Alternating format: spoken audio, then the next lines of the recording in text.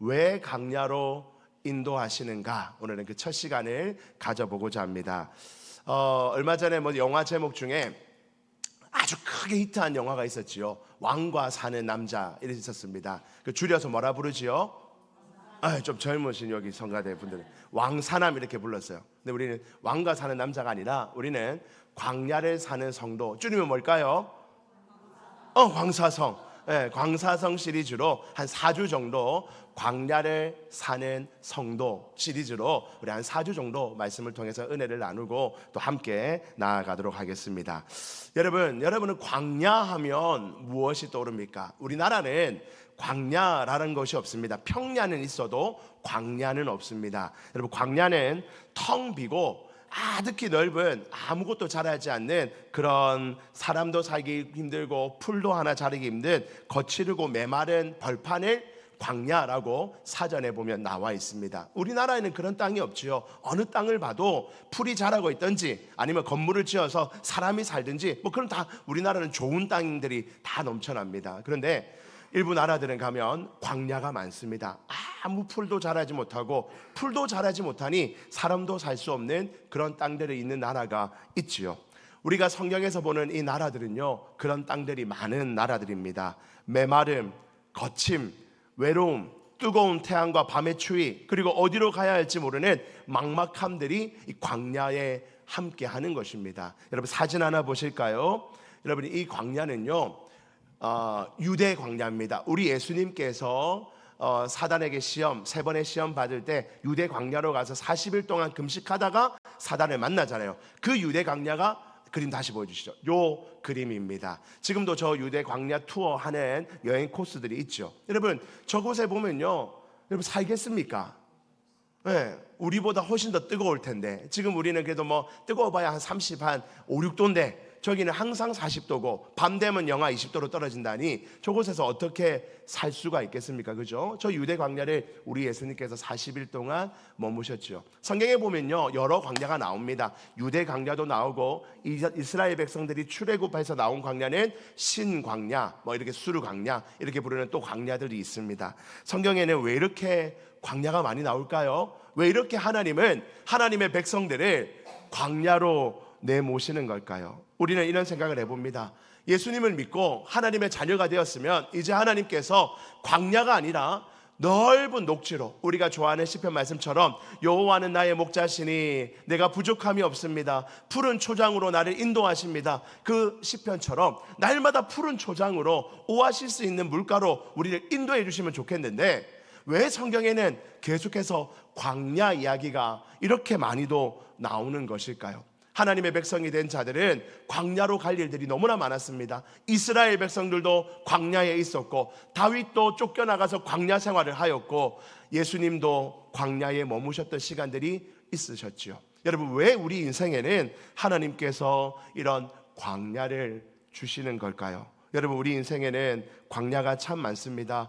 갑작스러운 육신의 질병으로 맞이하는 광야, 또는 물질의 바닥을 경험하는 경제적인 광야, 사랑하는 사람과 관계가 깨어져서 오는 그 관계의 단절로부터 오는 광야.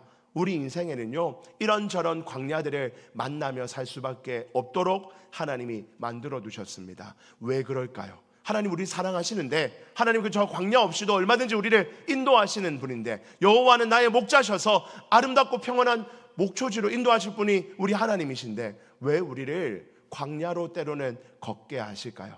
우리는 4주 동안 왜 우리를 광야로 인도하시는지 하나님의 말씀을 함께 나누시며 그 광야가 주는 의미들을 마음에 한번 새기고, 혹시 여러분들이 광야 가운데 있다면 그 광야를 어떻게 뚫고 헤치고 나아갈지를 함께 나누어 보고자 합니다. 오늘은 그 첫 시간으로 하나님이 광야를 허락하신 이유, 하나님이 광야를 만들어 두신 목적, 우리를 왜 광야로 인도하시는지 하나님의 뜻과 목적에 대해서 알아보도록 하겠습니다. 첫 번째입니다. 하나님이 광야를 허락하신 세 가지 목적. 첫 번째입니다. 같이 한번 읽어봅시다. 시작. 광야는 우리를 철저히 낮추는 자리입니다. 여러분, 광야는 왜 우리에게 허락해 됐는가? 광야는 우리를 철저하게 낮아지게 만드는, 낮추는 역할을 하는 것이 광야라는 것입니다. 오늘 본문 2절에 보니까요, 하나님께서 출애굽한 이스라엘 백성들을 광야로 이끄셨는데 막 불평을 할 거 아니야. 왜 우리를 광야로 오게 하십니까? 왜 우리를 광야에 있게 하십니까? 할 때 하나님께서 모세를 통해서 이렇게 말씀하셨습니다. 우리 같이 한번 읽어봅니다. 시작. 네, 하나님 여호와께서 이 40년 동안에 내게 광야길을 걷게 하신 것을 기억하라. 이는 너를 낮추시며, 하나님께서 너를 40년 동안 광야로 인도하신 이유가 있는데, 이유가 뭔가? 첫 번째 이유는 너를 뭐하게 한다고요? 낮추신다는 거. 여러분, 우리는 평안할 때는, 인생이 잘 풀릴 때는, 뭐가 잘 될 때는요, 내가 잘해서, 내가 잘나서 그렇게 된 줄 압니다. 내 능력, 내 건강, 내 경험이 좋기 때문에, 그거 의지하면서 살아도 얼마든지 살만하다고 여기기 때문에 우리는 그렇게 살아갑니다. 여러분, 그렇게 살다 보면 우리 안에 늘 자리 잡고 있던 죄, 그 죄가 드러납니다. 바로 교만이라는 죄입니다. 교만의 죄가 우리 영혼에 찾아와서 우리를 덮어버립니다. 여러분, 교만이 왜 문제인가요? 여러분, 교만한 것이 왜 문제가 될까요? 교만하면 어떤 법에 걸립니까? 교만하면 하나님이 미워하십니까? 교만하면 교만한 사람하고 같이 못 있어, 사람들이 나를 떠나기 때문에 교만하면 안 됩니까? 여러분, 교만하면 방금 말씀드린 것처럼 그런 나쁜 것들이 분명히 있죠. 그래서 교만하면 안 됩니다. 그런데 그 이유보다 더 핵심적인 이유가 뭐냐면, 교만하면 우리는 하나님을 찾지 않습니다. 따라해 봅시다. 교만한 자는 하나님을 찾지 않습니다. 여러분, 이것이 교만의 가장 치명적인 문제입니다. 교만한 사람은 하나님을 절대로 찾지 않습니다. 예배당에는 나올 수 있어도, 봉사를 할 수도 있어도, 하나님께 예물은 드릴 수 있어도 교만한 자는 하나님을 진정으로 찾지 않습니다. 그래서 교만한 자가 문제가 되는 것입니다. 그래서 하나님은 우리를 광야로 내모십니다. 광야는 내 힘으로 생존할 수가 없습니다. 내가 가지고 있는 어떤 기술, 내가 가지고 있는 어떤 재물, 내가 가지고 있는 어떤 건강의 힘 가지고 살 수 없는 것이 광야입니다. 돈도 인맥도 지식도 아무 소용없는 곳이 광야입니다. 철저하게 무력해지는 곳이 광야이죠.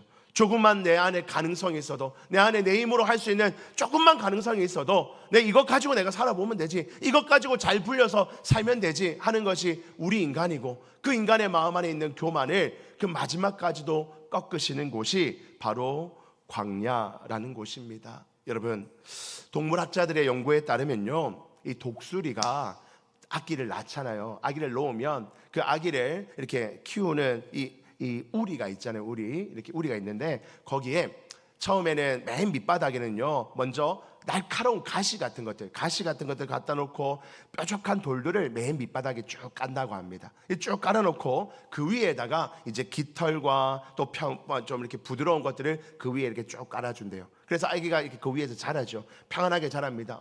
우리 엄마, 우리 아빠 독수리야, 독수리. 우리 엄마 아빠가 이 새 중에 왕이야, 왕. 우리는 평안해. 이곳에서 내가 영원히 행복하게 살 거야 하고 쭉 살게 합니다. 그런데 이제 조금 자라다가 이 새끼가 이제 독립을 해야 될 때가 가까이 오면 이 어미가 어떻게 하냐면 그 위에 맨 위쪽에 깔아놓은 부드러운 털들, 부드러운 깃털들을 싹싹 다 빼냅니다. 그러면 이제 그 우리 안에 있던 뾰족한 가시와 돌멩이만 남죠. 그 돌멩이가 있을 때 새끼를 그 우리에서 밀어버리죠. 그래서 떨어지면 우리가 잘 아는 예화처럼 독수리가 싹 와서 다시 올려주고, 또 떨어지게 만들어서 날개짓 하다가 또 밑에서 받아주고, 이렇게 계속해서 하면서 이 독수리가 혼자 살 수 있도록 도와준다는 얘기를 하지요. 여러분, 하나님은 우리가 편하고 부드러운 그 우리 안에 살 수 있는 조건을 얼마든지 만들 수 있는 분입니다.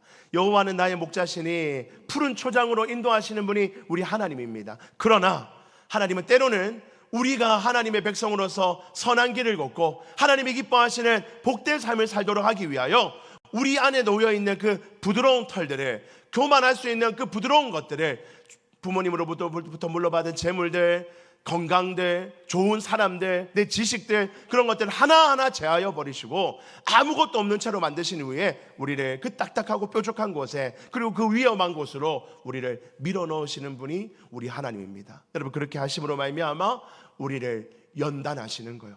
교만한 인생이 아니라 하나님을 찾는 인생으로, 하나님을 바른 순전한 사람으로 우리를 만들어 가시는 곳이 바로 이 광야라는 것입니다. 욥기 23장 10절 말씀에 하나님이 이렇게 말씀하십니다. 우리 같이 한번 읽어봅니다. 시작. 그러나 내가 가는 길을 그가 아시나니 단련하신 후에는 내가 순금같이 되어 나오리라. 아멘. 하나님이 나를 단련시키시는 거예요. 하나님이 나를 단련하신 후에는 내가 교만한 인간이 아니라, 교만하여서 내 힘 가지고 내 뜻대로 사는 어리석은 인간이 아니라 하나님을 간절히 찾고 하나님을 부르는 순금 같은 자로 만들어 가시는 공간이 광야라는 것입니다. 사랑하는 성도 여러분, 하나님이 우리를 미워서 낮추시는 것이 아닙니다. 내 힘으로 살 수 있다는 그 가짜 자존감, 가짜 자신감을 깨뜨리시고, 하나님, 나는 하나님 아니면 아무것도 아닙니다. 주님의 은혜가 없으면 나는 한순간도 살 수 없습니다. 그 고백을 하는 순간까지 우리를 인도하시기 위하여 우리를 낮추신다는 것입니다. 그러므로 낮아짐은 저주가 아니라 은혜의 시작입니다. 내가 완전히 낮아져 바닥에 엎드릴 때 비로소 하나님의 일하심이 보이기 때문입니다. 그 하나님의 인도하심을 경험하시는 믿음의 백성들 되기를 주님 이름으로 축원드립니다. 두 번째로 하나님 왜 광야를 주시는가? 두 번째입니다. 같이 한번 읽어봅니다. 시작. 광야는 우리의 중심을 시험하는 자리입니다. 광야에 가면 우리의 중심이 시험을 받게 됩니다. 2절 말씀 보시죠. 2절을 계속 보시니 너를 시험하사, 그 다음에 뭐라고 되어 있죠? 내 마음이 어떠한지, 그 명령을 지키는지 지키지 않는지 알려 하심이라. 너를 뭐 한다고요? 시험한대요. 여러분, 여기서 시험한다는 말은요, 마귀가 우리를 유혹할 때, 마귀의 시험, 이거는 영어로 temptation, 유혹입니다. 유혹해가지고 넘어오면 이 악의 길로, 이 절망의 길로, 구렁텅이로 빠지게 만드는 것이 유혹입니다. 근데 하나님이 하는 시험은 테스트입니다. 우리를 시험, 테스트 해보는 겁니다. 네 중심이, 네 마음이 정말로 하나님 앞에 중심된 마음인지, 정말로 하나님 앞에 순전한 마음인지를 하나님이 점검하시고 확인하시고 테스트하기 위하여 하나님이 때로는 우리를 광야로 밀어넣으시기도 한다는 것입니다. 여러분, 진짜 믿음은요, 좋을 때가 아니라 힘들 때 드러납니다. 모든 일이 잘 풀리고 기도하는 것마다 척척 응답될 때는 누구나 다 감사하고 찬양하며 하나님을 기쁘게 섬깁니다. 그러나 광야는 어떻습니까? 사방을 둘러봐도 메마른 모래뿐이고 하나님의 응답은 더딘 것 같고 당장 마실 물도 없을 때, 그때 비로소 우리 진짜 밑바닥 믿음이 드러납니다. 하나님, 지금 우리의 마음을 보고 싶어 하십니다. 하나님은 지금 네 마음이 어떠한지, 진짜 네가 나를 몇십 년 동안 예배드리고 하나님을 섬긴다 했는데 진짜 네가 나를 사랑하는지, 나를 왕으로 모시는지, 나를 주인으로 모시는지를, 네 마음 중심을 내가 보기를 원한다. 그럴 때 하나님이 우리를 광야로 밀어넣으시기도 한다는 것입니다. 여러분, 여러분들 주변에 친구들 많습니까? 좋은 지인들이 많으신가요? 그 친구들이 진짜 나를 사랑하는지, 진짜 내 친구인지 실험해 보고 싶은 마음이 있지 않습니까? 제가 언제본가 한번 드라마를 봤는데요, 뭐 병원 관련 드라마인데, 우리가 이 두 친구가 왔는데 한 친구가 간이 이제 손상이 돼서 간 이식을 받아야 되는 거예요. 간 이식을 받아야 되는데, 이 간 이식을 누가 해주기로 했냐면 이 친구가, 어릴 때부터 초등학교 때부터 쭉 같이 자란 친구가 이제 중년이 되어서 이식을 해주게 된 거예요. 근데 이식해주는 게 가족끼리도 쉽지 않은데, 이 다른 사람이 이식해주는 거는 아주 좀 어렵죠. 이게 투명하게 해야 됩니다. 그래서 의사가 테스트해 봅니다. 당신 정말 친구 맞냐? 친구 막 증거를 대봐라. 재산은 누가 더 많냐? 막 그리고 다 따져보죠. 그래서 물어봅니다. 당신 왜 이 친구한테 기증해 줍니까? 아니 가족도 아니고 친구인데 왜 해줍니까? 라고 물었더니 그 친구가 이렇게 말하죠. 이 친구 없이, 지금 이 병들어 있는 이 친구 없이 내가 노년이 되어서 혼자 있을 거 생각하면 도무지 괴로워서 있을 수가 없어요. 그래서 제 간을 좀 내어주더라도 이 친구와 함께 같이 살고 싶습니다. 뭐 그렇게 대화하는 것으로 이 드라마 내용이 되어 있습니다. 여러분, 저는요, 그런 친구는 없어요. 제 친구 중에는 없는 것 같습니다. 혹시 여러분 중에 저한테 그럴 수 있는 분 있으신가요? 아니, 저는 일단 건강하니까 괜찮습니다. 말이라도 하시길 바랬는데 아무도 안 하시나. 네, 쉽지 않은 일이에요, 그죠? 내 친구 중에 누군가에게 여러분이 친구가 그런 일이 있다면 여러분 거를 그렇게 나눠줄 수 있겠습니까? 쉽지 않지요. 여러분, 우리가 그렇게 해야 된다는 말이 아니라 하나님은 우리를 점검해 보기 원합니다. 너 진짜 나를 예수를 나의 구주로 고백하고 나의 참 친구라, 오늘 찬양했는데 참 친구라 말하고 내가 예수를 나의 주님이라고 고백하는데 진짜 네가 그렇게 생각하느냐? 진짜 네가 나를 그렇게 진정으로 사랑하느냐? 진정으로 나에게 모든 것을 내어줄 수 있느냐? 하나님께서 우리를 테스트할 때 때로는 우리를 광야로 밀어넣으신다는 겁니다. 사랑하는 성도 여러분, 그러므로 광야의 고난 속에서 원망하고 불평을 선택하지 마십시오. 오히려 내 믿음의 순도를 하나님께 증명해 보이는 기회로 삼으십시오. 하나님, 나에게 또 이런 광야를 주셨는데 이 광야 시간을 통해서 내 중심을 보고자 하시니 하나님, 제 중심이 어디에 있는지를 이 어려움을 통해서 하나님께 더 증명해 보이고 싶습니다. 이 어려운 시간을 어떻게 내가 뚫고 나가는지를 하나님과 함께 증명해 보이고 싶습니다 라고 하나님 앞에 증명해내는 복된 시간이 되기를 소망합니다. 잠언서 17장 3절에 보니까요, 이런 말씀이 있습니다. 도가니는 은을, 풀무는 금을 연단하거니와, 같이 읽습니다. 시작. 여호와는 마음을 연단하시느니라. 아멘. 하나님은 우리를 광야에 밀어넣으시고 우리 마음을 연단하십니다. 우리의 중심을 확인하시고 그 마음이 더 하나님께 중심이 오도록 우리를 만들어 가십니다. 광야의 시간을 하나님과 함께 뚫고 나가면 우리 중심이 더 하나님을 온전히 바라보는 자들로 우리를 만들어 가신다는 것입니다. 여러분, 그렇게 우리 중심이 하나님께 더 집중되면, 우리 중심이 하나님만을 온전히 더 바라보면 하나님이 우리에게 어떤 복을 주시는가? 베드로전서 1장 7절 말씀에 너희 믿음의 확실함은 불로 연단하여도 없어질 금보다 더 귀하여, 네가 연단되어서 네 중심이 하나님께 금보다 더 귀하게 되면, 같이 읽어봅니다. 시작. 예수께서 나타나실 때 칭찬과 영광과 존귀를 얻게 할 것이니라. 아멘.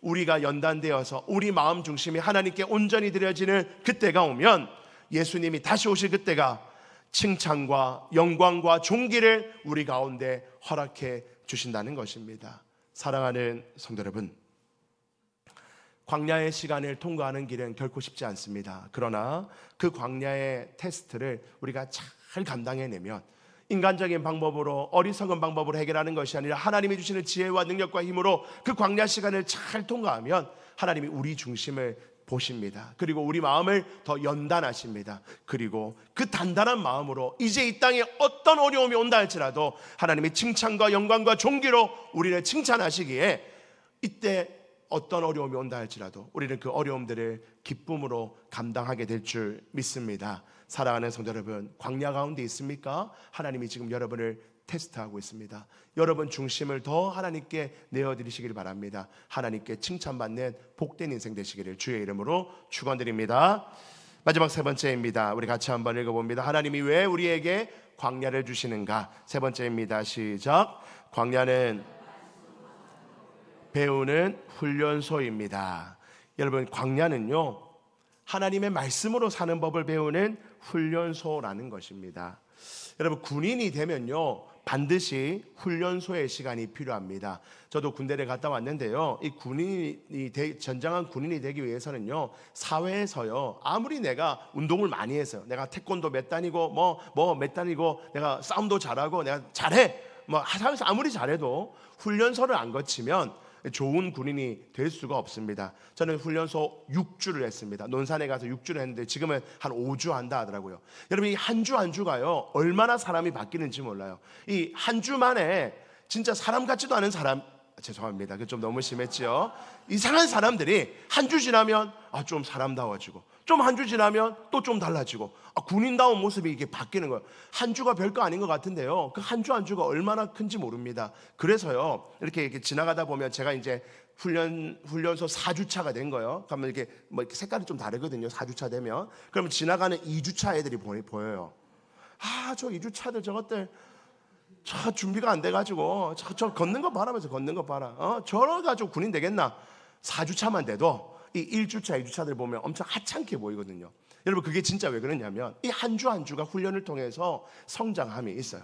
내가 이 훈련을 통해서 사회에서 있었던 그 질서들과 원칙들과 법들을 하나하나 제거하고 이 군대 안에서만 이루어진 어떤 법칙, 명령 안에서, 질서 안에서 사는 법들을 한 주 한 주 배워나가는 거예요. 그죠? 여러분, 광야는 어떤 곳이냐면요, 우리가 이 세상에서 늘 세상에서 들려오는 이런 소리 저런 소리, 지금은 주식에 투자해야 돼, 지금은 부동산에 투자해야 돼, 자녀 공부는 이렇게 시켜야 돼, 이제 그거 소망 없어, AI 시대는 이거 해야 돼, 저거 해야 돼, 온갖 세상 얘기들로부터 빠져가지고 우리가 하나님으로부터 멀어져서 세상의 마음을 다 빼앗기고 살아가는 우리 인생 가운데 하나님의 백성답게 하나님이 주시는 은혜 가운데 복되게 살아가는 그 훈련을 시키는 장소가 광야인 줄 믿습니다. 오늘 보면 3절에 보니까요, 이렇게 되어 있죠. 3절에 너를 낮추시며 너를 줄이게 하시며 또 너도 알지 못하며 내 조상들도 알지 못했던 만나를 먹게 하신 것은, 같이 읽습니다.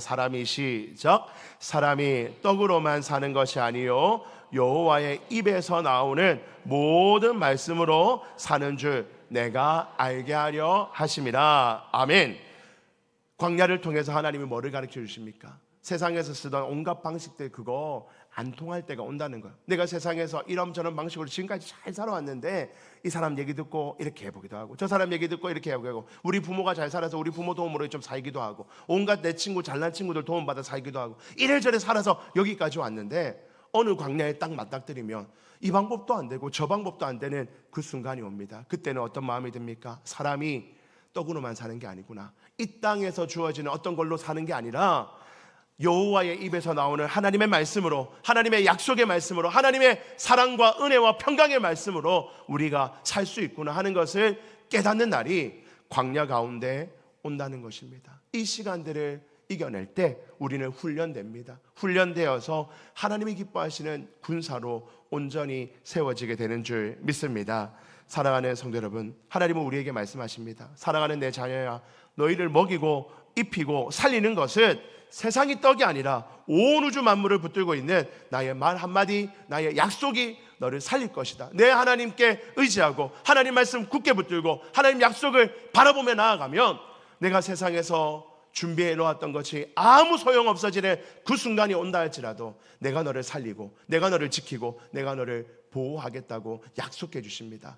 광야는 그 약속의 말씀을 내 중심에 심어가는 시간입니다. 이 약속의 말씀대로 살 때 살 수 있다는 것을 깨닫는 것이 광야의 시간이라는 것입니다. 그래서 시편 119편 71절 말씀에 고난당한 것이 내게 유익이라. 광야의 길이 고난당하는 길이잖아요.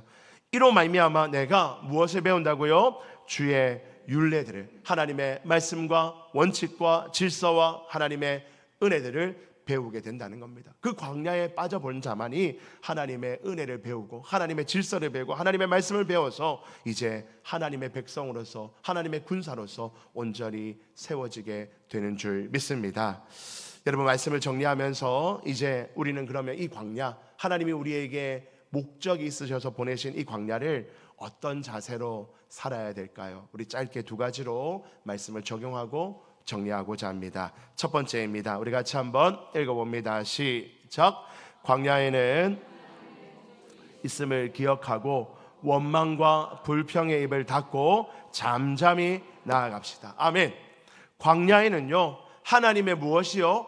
목적이 있어요. 여러분들의 인생 가운데 광야를 주신 육신의 질병의 광야, 재정적인 어려움의 광야, 관계의 깨어짐의 광야, 그 광야에는요 하나님의 목적하심이 있다는 거예요. 그러면 그 하나님의 목적이 있음을 기억하는 자는 원망하고 불평하는 입을 닫고 잠잠히 하나님 앞에 나아가야 한다는 것입니다. 민수기 11장에 가면요, 이스라엘 백성들은 이 출애굽에서요 늘 불평했습니다. 민수기 11장 5절 6절 보시니 우리가 애굽에 있을 때에는 값없이 생선과 오이와 참외와 부추와 펴와 마늘들을 먹은 것이 생각난다. 우리가 애굽에서 거기서 살 때에는 그래도 힘겹게 살았어도, 노예처럼 살았어도 그래도 먹을 건 먹었어. 거기서는 자유는 없었어도, 딴 나라의 나라는 빼앗겼어도 살기는 살았어. 그런데 6절, 이제는 우리의 기력이 다하여 이 만나 외에는, 이 광야에 왔더니 하나님 주시는 만나 외에는 먹을 게 하나도 없네. 차라리 애굽으로 돌아가자, 차라리 세상으로 돌아가자, 종으로 돌아가자, 그게 낫다.